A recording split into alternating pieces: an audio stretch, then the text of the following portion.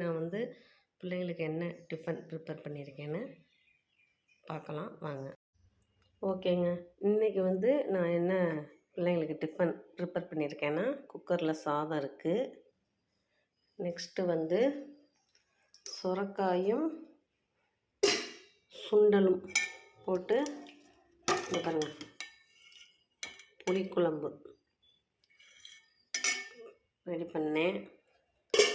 Next வந்து பாகக்காய் வறுவல்.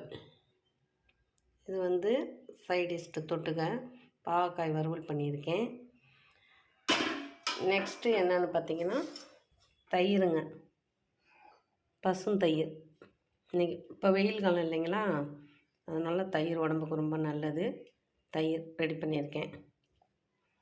Ready பண்ணி